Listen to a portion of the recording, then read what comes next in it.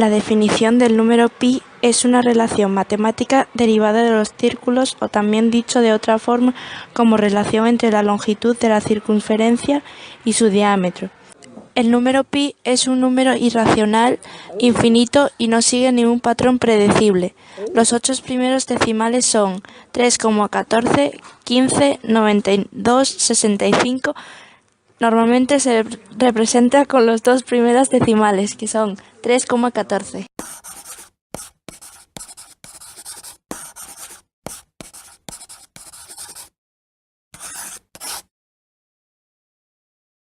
Antiguo egipcio. El valor aproximado de pi en las antiguas culturas se remonta a la época del escriba egipcio Ames en el año 1800 a.C., descrito en el papiro Rin, donde se emplea un valor aproximado de pi, afirmando que el área de un círculo es similar a la de un cuadrado cuyo lado es igual al diámetro del círculo disminuido en un noveno, es decir, igual a 8 novenos del diámetro. Entre los 8 documentos matemáticos hallados en la antigua cultura egipcia, en 2 se habla de círculos. Mesopotamia. Hacia el 1900-1600 a.C., algunos matemáticos mesopotámicos empleaban en el cálculo de segmentos valores de pi igual a 3, alcanzando en algunos cálculos valores más aproximados. Referencias bíblicas. Una de las referencias indirectas más antiguas del valor aproximado de pi se puede encontrar en un versículo de la Biblia que dice así: hizo fundir a sí mismo un mar de 10 codos de un lado al otro, perfectamente redondo. Tenía 5 codos de altura y a su alrededor un cordón de 30 codos. Esta referencia da 3 como valor de pi, lo que supone una notable pérdida de precisión respecto de las anteriores estimaciones egipcias y mesopotámica. Antigüedad clásica. El matemático griego Arquímedes, siglo III a.C., fue capaz de determinar el valor de pi entre el intervalo comprendido por 3, 10 partido de 71 como valor mínimo y 3, 1 partido de 7 como valor máximo. Con esta aproximación de Arquímedes se obtiene un valor con un error que oscila entre 0,024% y 0,040% sobre el valor real. En el siglo II, Claudio Ptolomeo proporciona un valor fraccionario por aproximaciones. Matemática china. El cálculo de pi fue una atracción para los matemáticos expertos de todas las culturas. Hacia el año 120, el astrónomo chino Zhang Heng fue uno de los primeros en usar la aproximación raíz cuadrada de 10 que dedujo de la razón entre el volumen de un cubo y la respectiva esfera inscrita. Pocos años después, hacia 263, el matemático Liu Hui fue el primero en sugerir que 3,14 era una buena aproximación, usando un polígono de 96 o 192 lados. Posteriormente estimó pi como 3,14,159 empleando un polígono de 3072 lados. A finales del siglo V, el matemático y astrónomo Zhou Chongzi calculó el valor de pi entre 3,14,15,926, al que llamó valor por defecto, y 3,14,15,927, valor por exceso, y dio aproximaciones racionales de pi 2 partido de 7 y 355 partido de 113. Muy conocidas ambas, siendo la última aproximación tan buena y precisa que no fue igualada hasta más de 9 siglos después.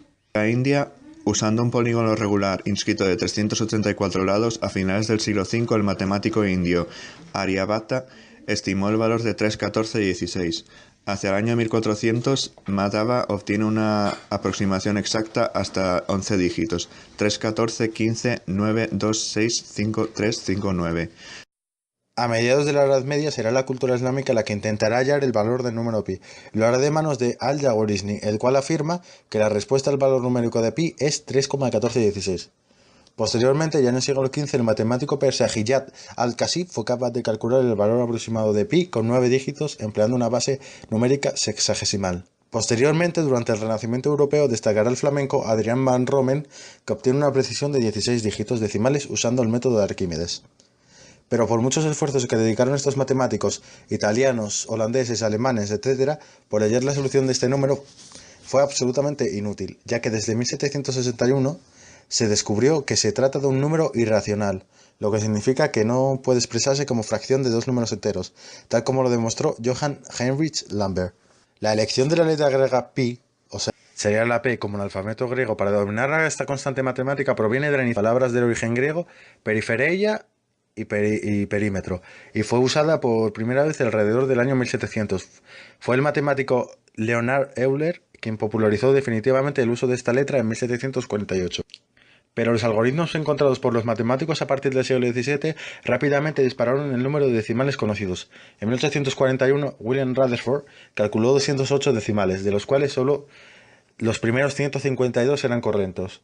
Posteriormente, William Sachs, un matemático aficionado de origen inglés, dedicó cerca de 20 años a calcular el valor de pi y llegó a obtener 707 decimales en 1873.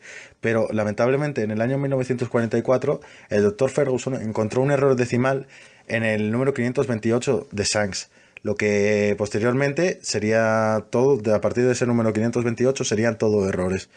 El mismo Ferguson en 1947 recalculó pi con 808 decimales utilizando una calculadora mecánica, pero la invención del ordenador llevaría esta carrera a límites insospechados. En 1941, un ordenador ENIAC fue capaz de romper todos los récords anteriores al obtener los primeros 2037 decimales de pi en unas 70 horas de trabajo. Poco a poco fueron surgiendo ordenadores más potentes que destronaban a los anteriores en el número de cifras calculadas, y en 1954 un NORAC superó la barrera de las 3.000 cifras, al hallar los primeros 3.092 decimales correctos. A lo largo de los años 1960, los ordenadores IBM fueron batiendo récord tras récord, hasta que en 1966 un IBM 7030 llegó a los 250.000 decimales en unas 8 horas y media de trabajo. El récord actual lo posee un ordenador TEC-2K Tsukuba System, el cual llegó a hallar 2.576.980.370.000 de decimales, y lo calculó Dashisuke. Oh, hola, ¿estáis ahí? Me habéis pillado aquí redactando una teoría. Bueno, para que no me conozcas, soy el profesor Mann. Quizá me hayáis visto ya otras películas de ecuaciones de segundo grado o explicando los conos de Arantxa. La primera utilidad del número pi sirve para calcular el área de círculos. Sería con la primera fórmula, con esta fórmula. Pi por r al cuadrado.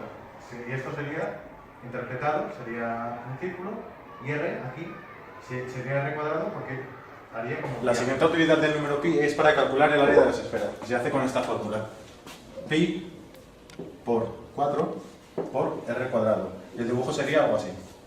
Una circunferencia y desde aquí un arco hasta... La tercera utilidad del número pi es para calcular el volumen de las esferas.